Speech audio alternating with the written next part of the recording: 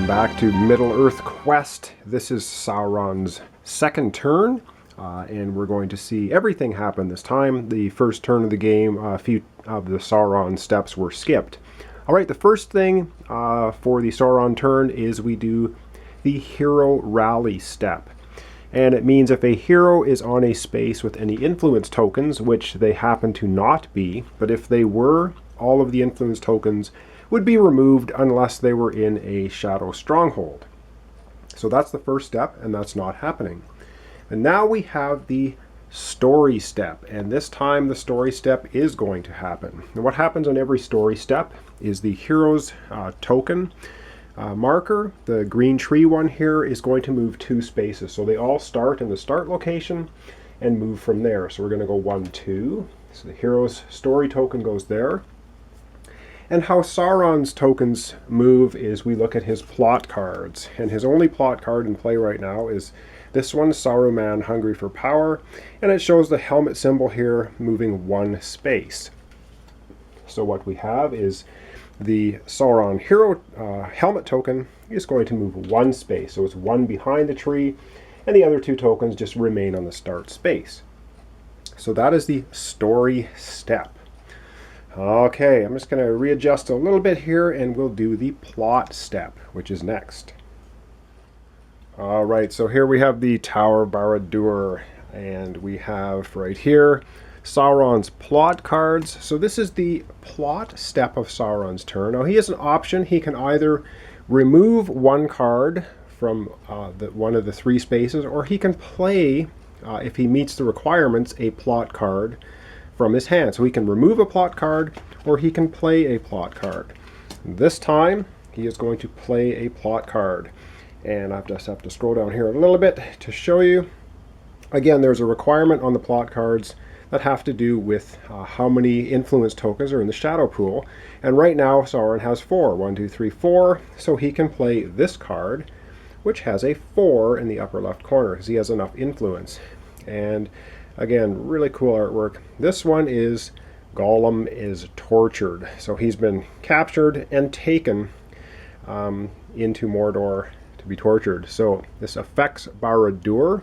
So that is where the token is going to go. And it says discard all other active plot cards with Gollum in their title, where there aren't any.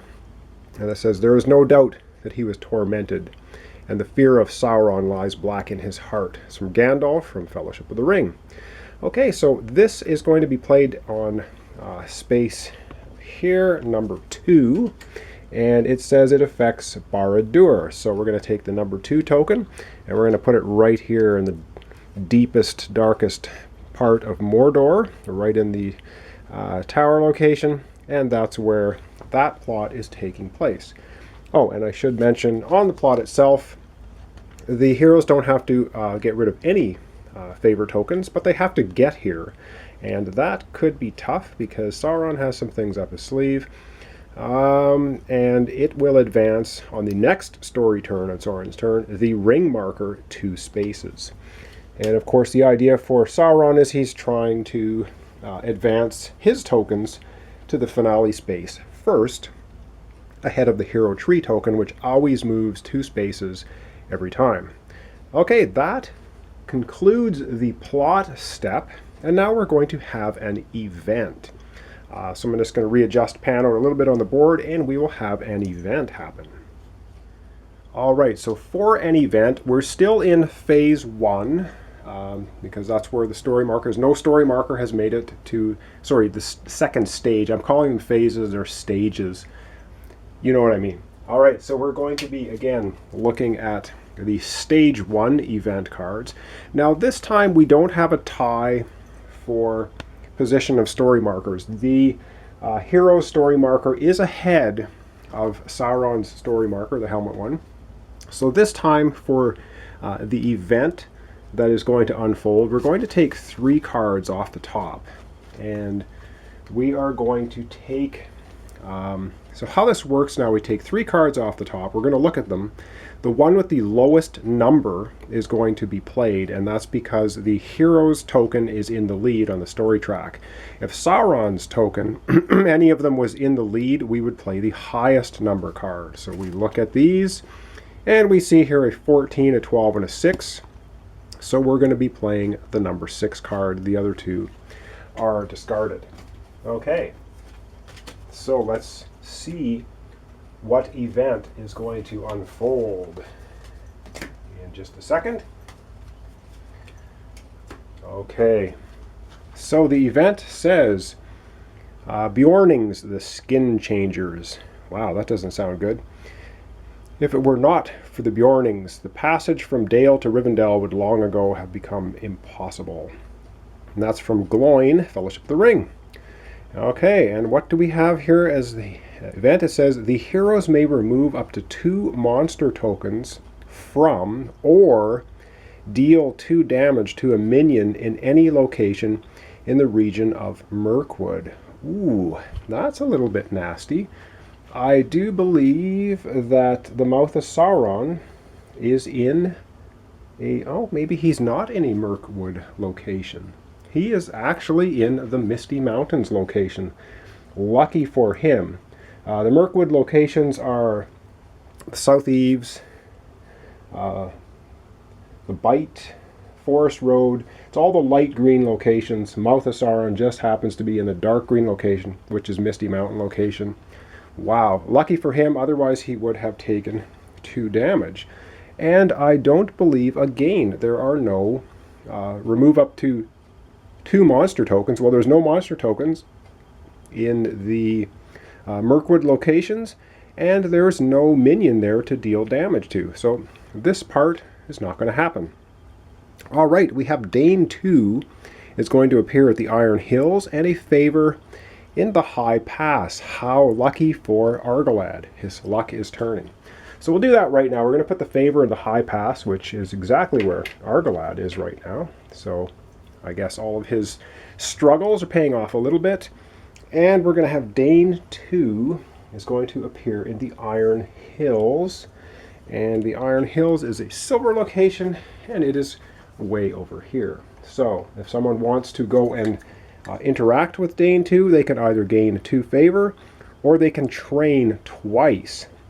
That is pretty awesome. So he's over here. So he's out of the way. It's a temptation for our heroes to go and interact with him. All right, let's go on to the next phase, which is going to be the action step. All right, so it is now the action step. And first thing that's going to happen on Sauron's action step is he is going to play one of his... I forget the name of one of his cards here. These are the plot cards, and I'll call these the Sauron action cards. And he is playing A New Power is Rising. And again, he has 4 in his shadow pool, so he is allowed to do that. And this one says, play during your action step. Well, that's right now. And I should mention you can only play 1 action card. I guess these are action cards. During any player's turn. So Sauron, of course, has a turn, and he can only play 1 action card, so which he's doing right now, and he's playing it at the appropriate time. And it says, place 2 influence in each location of Mordor, or he can place up to 2 monster tokens using normal placement rules. Well, he is going to place 2 influence in each location in Mordor, and that's pretty powerful stuff. Now, there's not a ton of locations in Mordor, but placing 2 influence in each one is very powerful. Protecting, of course, the torturing of Gollum. So there's 3 in here, adding 2, going to make that 5 at Barad-dûr. 2 more go to Mount Doom, making it 3. 2 more go to Plains of Gorgoroth, making that 3. Minas Morgul is going to go to 3, and the last Mordor location is Sea of Udun, and that is going to have 3. So this is really pumped up now. Obviously, Sauron trying to make this area as perilous as possible for any hero trying to get to Barad-dûr and take this plot out. All right, so that was a really useful card for Sauron to play, but he still has 2 actions. And actually the first of his 2 actions is he's going to play the draw cards action, which means he gets to draw shadow cards. That's what they're called. He's going to draw 2 shadow cards. Of course, you won't get to see what they are. And he can't play any more cards during his action step anyway, so he will just collect those. And he gets to draw 2 plot cards, keep one of them, and discard the other. So, what's he going to do there? He is going to keep this one, and he's going to discard this one. All right. Or, sorry, he doesn't discard it. He puts it on the bottom of the plot deck face down. It's not actually discarding the plot card. Plot cards get discarded if Sauron actually takes them off of the track, or they are knocked off by a hero action. Okay, and for his last action, he is going to take this space. Now he's putting the 4th token down here. So what happens when you place your 4th token? You remove the other 3. They come off the board, and the 4th token you just place stays there. So he's going to get 5 influence to place on the board. And he cannot place any more in the shadow pool because we're still at stage 1. And you can only start placing influence tokens here during stage 2. But he is going to get 5 tokens, influence tokens, to place. And yes, indeed, he is pumping this up. So there's a total of 5 tokens in Barad-dûr. It can have a maximum of 6. Anything spread out from Barad-dûr can also have 5 tokens. So I'm putting 1 on Mount Doom, making it 4. 1 on the Plains of Gorgoroth, making it 4. 1 on Minas Morgul, making it 4. 1 on the Sea of Udun, making it 4. And we're also going to place 1 here on Osgiliath. Okay, so that is the 2 actions of Sauron. So that's pretty awesome. He's had a pretty good turn. He has really pumped up the location of Mordor with influence. Any hero trying to wander through this to get to this plot quest is going to have a very fun time. Run into a lot of peril trying to do it. Okay, so the last part is to draw. So the last part of the Sauron turn is to have the hero draw step. So this means that Eleanor and Argalad will be drawing cards, and that will end this video. So let's go ahead and do that. Okay, so the first player to be drawing their hero cards is going to be Eleanor, and she has a fortitude of 6. She has 1 card that she has kept over.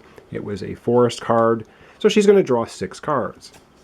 3, 4, 5, 6. The rest goes back in her life pool, and this is her with her 5 favor. Very good. And her rest pool. So she has drawn 6 cards.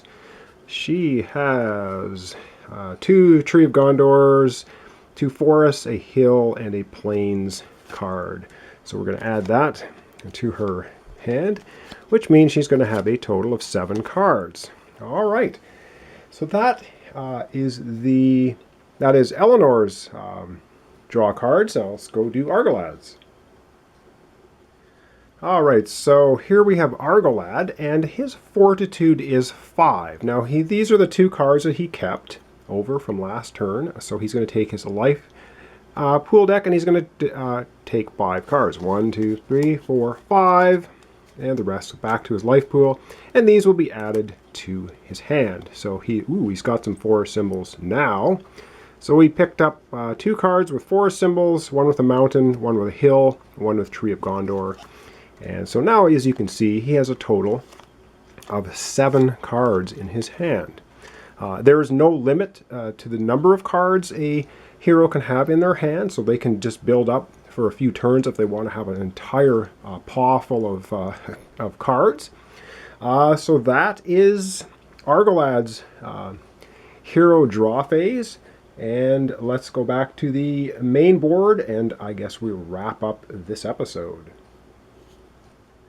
Okay, so things brewing here. We have Argalad way up here. We have Eleanor down here. Now they both have 7 cards in their hand, so they should be able to do a little bit more on the next turn. However, Sauron really pumped up his influence in Mordor. I guess, kind of makes sense. That's where he's spreading out from the most. And I guess next turn is going to be, or next video will be Eleanor. Continuing on, will she complete her quest? Will she shut down this plot? Will she maybe try and go into the perils of Mordor and shut down the Gollum is tortured quest? I guess we'll find out next video. All right, thanks for watching. Thanks for subscribing. Join me next time for Eleanor's Turn 2.